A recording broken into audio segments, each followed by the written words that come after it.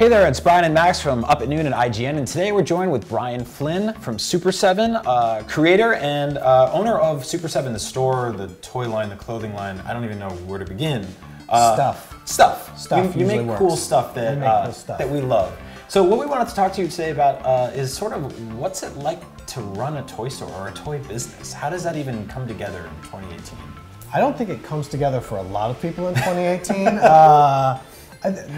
Obviously, we have a point of difference is that we manufacture most of the stuff we make, so it's easier for us than probably most everybody else. Right. But especially with collecting toys and stuff, you want to have that sort of clubhouse, that place you go to discover things. So that was always one of the things that was very important to us, is we wanted to make that shop that you wanted to go to.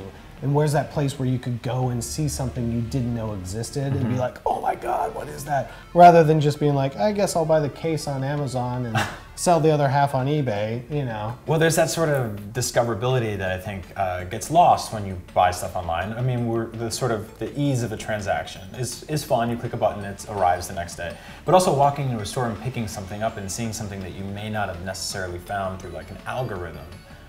It's kind of important, right? And it feels like we're losing that a lot with digital and with Netflix and the death of video stores.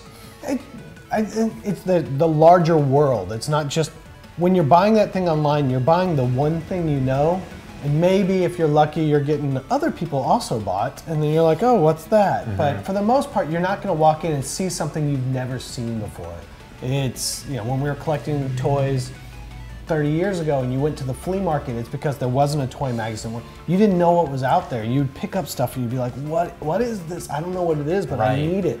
And same thing is, we're hoping through what we make and what we do, we're curating a certain amount of this, so when you walk in, you go, I had no idea this existed, but now I need it. You guys also have this kind of weird retconning of pop culture where you do like retro-styled versions of toys that look like they're from your childhood, but they weren't, because I mean, if you're buying 4-inch figures in the style of old Kenner stuff, it probably wasn't Fight Club or Breaking Bad or Iron Maiden. Yeah, I mean, the thing is, for most part with all of it is like, what do we want? What would be fun to have? And that's really where we start. So some of it is very much like, okay, this should have come out in 1983, it didn't, let's make it. But there's a good bit of it is like, here are things that I'm interested in now as an adult, but my aesthetic and sensibilities as a collector throw back. So can these two things mix together and make an interesting soup, or are they just gonna turn into yuck? How often you get so-called normal people who come into the store and they're like, hey, I grew up with something like this, and you watch this sort of inner nerd come out of them? You get that where people start to go, oh my God, I can't believe they made this. But that usually comes after they realize that we make this stuff. That's actually the harder thing for people to understand. They come in here and they're like, oh, toy store. And we're like, actually, no, we make everything in the toy store.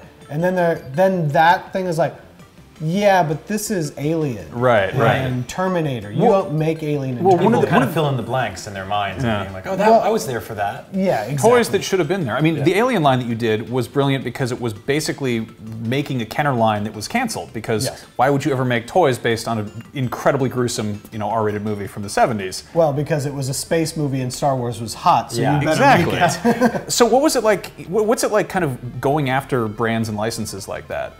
I think in the beginning, it was a lot easier, it was simpler, because when we did the Alien line, it was that thing when Tomarts put those figures on the cover in '91, I think it was, everybody lost their collective mind, because here was a thing you never knew existed, and you saw it, you're like, this would have been the coolest thing ever. Why can't I own these?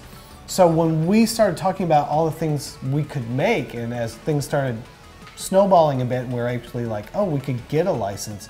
It was like the thing I've always wanted were those Alien figures. So then we just sort of went after that, but when we made those figures, we thought that will be the end of it, because I'm making a 3 3/4 inch figure with low articulation, low lightness, low paint apps, and a higher price point compared to, at that time, it was like multi-articulated Star Wars figures with like high paint apps and low prices and all this, and it's like, we're only gonna sell a few of these to the really diehard guys. Right.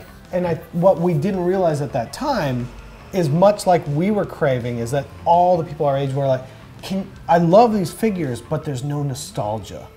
bring me back into nostalgia, bring me back, make me feel like I'm a kid again. And so when we did Alien, that's what it felt like. And it feels like something that our generation and the ones slightly older and slightly younger is really locking into the idea of nostalgia for action figures because we grew up with it. But also that it seems to be, and there always has been this weird stigma, that toys are for kids. But how do we sort of like continue to help buck this idea that these are just like sort of cheap plastic things for children? It's one of those things where you come back as an adult, it's all those things you loved as a kid, you still love as an adult. And because you didn't have VHS, you didn't ever see these movies again. The only way to relive any of this stuff was through the toys. Right. So you spent an inordinate amount of your childhood playing with these action figures. And so now, coming as an adult, you want that feeling and you play with the action figures again. And that's what I think drives so much of this. It's paying homage to something you love, and if there's a band you love, you go see them in concert, or maybe you get like a T-shirt or something. But you know, in the case of He-Man, like you can't go see He-Man live anymore. Not anymore. Yeah, but it's kind of that like little like you're rooting for this thing that you love, and it's that part of you they can't take away. Yeah, you're rooting for it, and I think you want to experience it again, and you want to see how it can change and grow and still move with you as you continue to grow up. So when we're talking about He-Man, we're not always making those same 5-inch He-Man figures. We're making 8-inch, highly detailed, highly articulated figures because now as an adult, I understand what that is and I want that too. Yeah, the best of both worlds. Yeah, I don't think any of this stuff is necessarily going away. I think it's just, you're having this thing where it's like, everybody's tried to make it like super mass, and not everything's designed to be super mass. It's okay to be in the middle. Yeah. And it's got to kind of fall back down into the middle again. Brian, thank you so much. Max and I are obviously huge toy nerds, collectors, fans, have been our whole lives. And like on a personal level, thank you for like keeping this wondrous spirit of toys alive, because it's something we appreciate and will continue to, and we'll pass on to future generations, hopefully, whether or not they're into it or not. We're like, you got to buy Star Wars toys. That's exactly, whether you like it or not. Now, obviously, if people are in San Francisco, come by Super 7. It's in the Mission. It's super easy to get to. But if people aren't in San Francisco, how can they get their hands on Super 7 collectibles? Head to super7store.com, and in about a month and a half, you can actually go to super7.com. Oh. Imagine that. Pretty simple. Yeah. Stop by, say hello. Have fun. Yeah, have fun. Come buy toys. Thank you so much for watching. Brian, thank you so much for letting us in your store. Thanks for stopping by, guys. We're going to buy a bunch of toys now, so this rules. See you soon. We certainly enjoy toys here at IGN. If you want to see some more toys, check out a tour of our desk and our big, stupid toy collection, or watch us completely lose our minds over this year's strangest LEGO sets, and watch Up at Noon every Thursday at noon Pacific time on IGN. I love